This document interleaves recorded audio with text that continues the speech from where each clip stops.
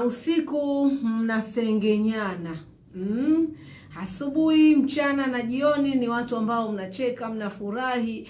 Wapita njia wakipita wanawaona wale wanapendana. Lakini ikifika usiku, ndugu yangu, si udugu tena. Usiku watu wengine wanageuka mapaka, usiku wengine wanageuka watu wasioeleweka, wanaonekana kama mashetani, maibirisi, na yote kwa yote ni tabia na roho mbaya ambazo baadhi yetu waja tunapenda kuziendekeza nafsi. Ndo ile unakuta inapelekea kuleta chuki ambazo hazina msingi. Twende kwenye mkata shombo kwa siku ya leo.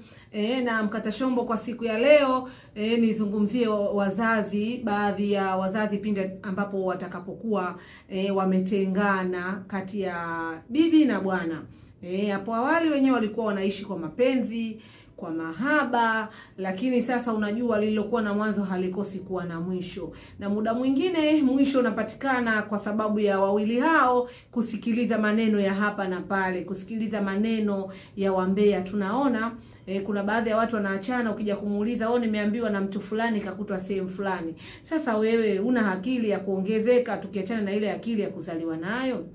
Mpaka mtu anatoka huko anakuja kukwambia wewe mkeo amemkuta kwenye nyumba za wageni. Wewe ushangai wakati anakwambia yeye kwake alishawambia.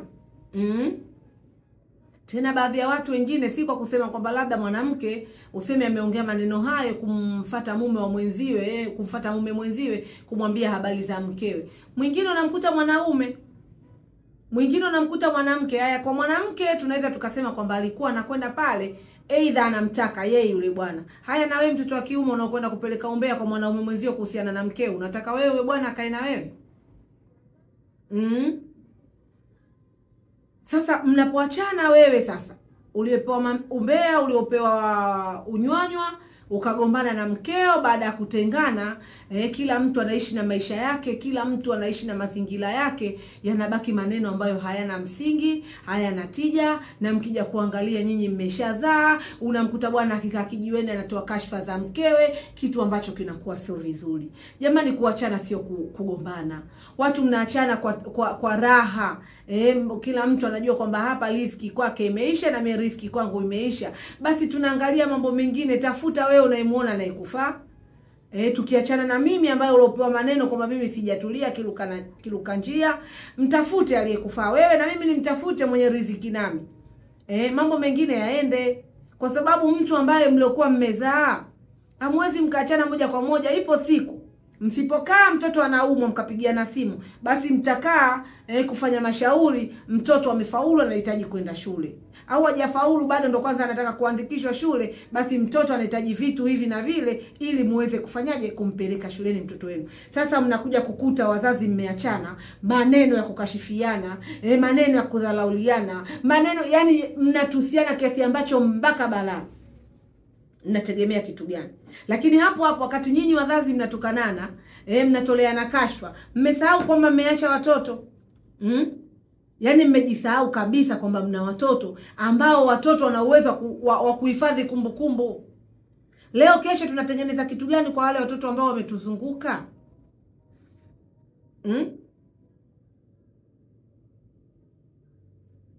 Baba Juma unamtukana Mama Juma na Juma yuko hapo. Unategemea kitu gani? Au Baba Asha unamtukana Mama Asha akiwa Asha yuko pale. Unategemea kitu gani?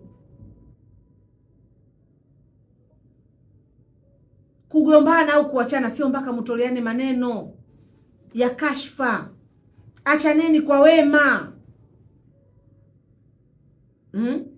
Hata watoto asijue. Unajua kuna watu mtoto na baba na mama wanaachana, mtoto kimuuliza anakuambia mama kaenda kijijini kwa bibi kwenda kulima. Miaka inakatika. Mwaka wa kwanza, wa pili, wa tatu. Mtoto kama alikuwa na miaka 2 mpaka mtoto anatimiza miaka 12. Huyu mama yako bado analima tu, babako kamwachia nani? Lakini mtoto hajui kwa sababu hajawahi kuwaona wazazi wake mkigombana hata siku moja. Lakini sio wazazi wa hivi sasa. Na ili balala kusema kutoleana kashfa, sio kusema kwamba labda umkute labda mtu mzima, hapana. Mtoto mdogo. Maana tunasemaga watoto wadogo ndio wanakuwa wanasumbua, wanaumiza vichwa, lakini kuna mijitu mizima ovyo. wazee wa kiume na wazee wa kike, unawakuta wanagombana, yani mpaka mwenyewe unashangaa, jamani, hata huyu bibi naye anatolea na maneno na huyu babu, lengo ni kitu gani? Watu na kujukuu wamejukuu. Ifikie hatua muda mwingine, wazazi wenzangu, tujitambue. Tusiwe ni watu wa kulosoka kulopoka mbele ya watoto wetu maneno ya kashfa, ya kudhalilishana. Nenda, mimi nilikuwa nakustiri miaka yote. Wewe mbona hata kama mvua haijanyesha basi wewe nini godoro linaloana? Hata kama mvua haijanyesha ndani kuna kwa hivi na hivi na hivi. Kwani toka mwanzo hukumjua kama huyo mtu ana matatizo haya? Kama uliamua kumvumilia, si kwa maana hiyo mlikuwa mmevumiliana. Kila mtu aliyekuwa na kasoro anakaa mwenye kasoro mwenziwe. Kama wewe ulijikuta mzima ukawa unajaribu kumstiri. Sasa leo hii mmeachana, kwa nini unashindwa kumstiri? Watu mmezaa mpaka kujukuu. Kuna vitu vingine vinafedhehesha, vinadhalilisha, na ukija kuangalia umri umekwenda. Mambo hayo wafanya watoto wadogo, watu wazima mje muwaseme. Haya, nyinyi watu wazima mnafanya hivyo, mnategemea nani atakayewasema? Kwa sababu mimi mtoto siwezi nikakukalisha wewe, mtu mwenye mbuliza zako mpaka kwenye kope, kwenye nyuso, kwenye nini wanaita mustachi, yote mbuliza zimenyala. Utafikiri mtu ambaye ulochukua unga dukani ukautia kwenye pua zako.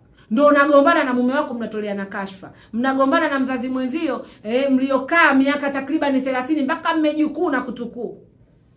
Mkiuliza kwamba kuna shetani bilisi mtu hapo kaingia, unajua ng'ombe hazeeki maini. Mara nyingi sana mababa ndo wanakuwa si watu ambao wakutulia. Kutokana na nini? Bado damu inakuwa inachemka. Mzee hata kama akiwa na miaka 50 60 ana uwezo wa kuchukua mtoto mdogo kama mimi.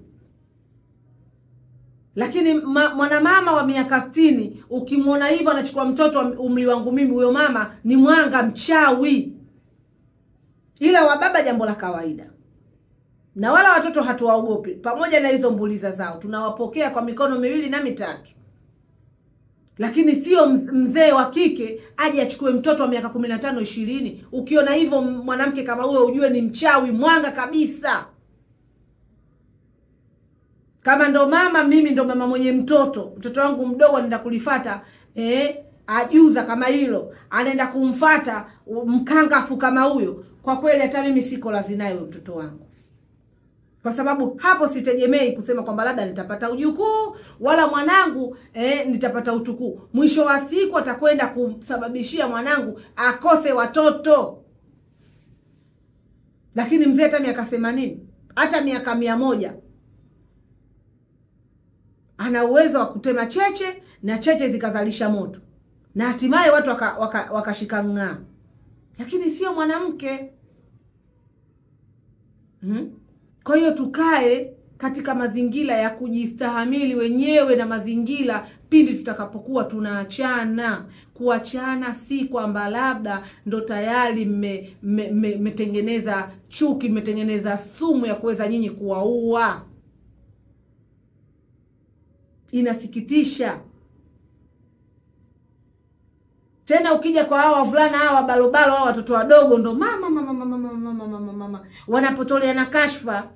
Mtoto wa kiume ukimkuta maskani anavyoongea kashfa za mwanamke wake, tena mke wake wa ndoa, ukija kuangalia wameteleza tu kwa namna moja au nyingine. Jamani, namba muda mwingine zinakoseaga. Mtu anaweza akatuma meseji, bebi wangu hani nyongo mkaliaini, humjui hata kumtambua. Sasa watoto wengi wanakuwa hawana simile. Hawana uvumilivu kwenye mioyo yao. Changamoto kama hiyo ikishaingia tu basi yeye anachokijua taraka. Na ndio maana walokuwa wametarakiwa wako wengi katika jiji hili la Dar es Salaam. Na ndio maana watu pia wanazungumza ndoa hazikai kwa kipindi hiki, kwa sababu uvumilivu watoto wa kike na wa kiume pia hawana. Lakini tunarudi hapo hapo. Pindi uvumilivu utakapowashinda, msiwe watu wa kukashifiana, msiwe watu wa kutukanana. Hamtengenezi picha iliyokuwa nzuri kwa watoto wenu waliowazunguka, jamii kwa ujumla. Mnapotukanana mume na mke atakavotoa kashfa kusema mwanaume gani katika wanaume. Wewe mwanaume usifikirie pale kakuacha wewe, pale amewatukana wanaume wote. Wala usitegemee mtoto wa kike kama unaweza ukapata ndoa pale mtaani. Alkadhalika mwanamme, ukitoa maneno ya kumkashifu mkeo, mwanamke gani katika wanawake, na wewe mwanamke, wewe usifikirie pale unamwacha yule unayemkashifu, pale unakashifu wanawake wote. Kwa mtu mwenye akili timamu, hawezi kukuchukua mtu kama wewe. Anajua moja kwa moja kama uliweza kumtukana yule mke wako wa ndoa, mimi utanifanyaje tena awala tu. Kwamba nimekuja kwako, nimekuja kufuata hiyo riski, filimanyati nimeinyatia, imenifikia mikononi mwangu niondoke. Kama mkeo umeshindwa kumvumilia, mimi utaweza kunivumilia? Utatoa madhaifu yangu mangapi? Lakini hata kama unakuja kwa nia ya kuoa, pale kuna binti, watu walikupenda. Unajua kuna mtu mwingine unaweza ukakaa tu unasema da maskini pale yule kaka, mke kakosa. Kama hata ningemuozesha mwanangu ametulia, mwanangu anapenda dini, mwanangu anapenda kujistiri. Sasa yule baba maskini ya Mungu, mvulana mdogo mwenyewe dini imemkaa, lakini ndio kaenda kuoa mwanamke asioeleweka, kaenda kuoa mwanamke asiojitambua, mwanamke asiojielewa. Watu wanakusikitikia. Lakini mwisho wa siku wanakuja kukuona wewe mkaka waliokupa sifa zote, mwenye hekima, mwenye busara na taazima, unakwenda kutukana maneno ya kumkashifu yule mwanamke. Yule mama aliyekuwa anatamani akupe mwanae, unaweza akakupa? Hawezi akakupa, kwa sababu yaliyomkuta ungo na kibeku pia atamkuta. Tuwe na adabu na kauli pindi tutakapokuwa tunaachana. Tusiwe ni watu wa kulopoka tu, mwenyewe unajiona kwamba unapata sifa, watakuona kwamba wewe wa kimataifa zaidi, unajua kumkashifu mtu, unajua sijui kumsuza mtu, unajua sijui haileti picha. Kwanza unatukanisha mpaka familia.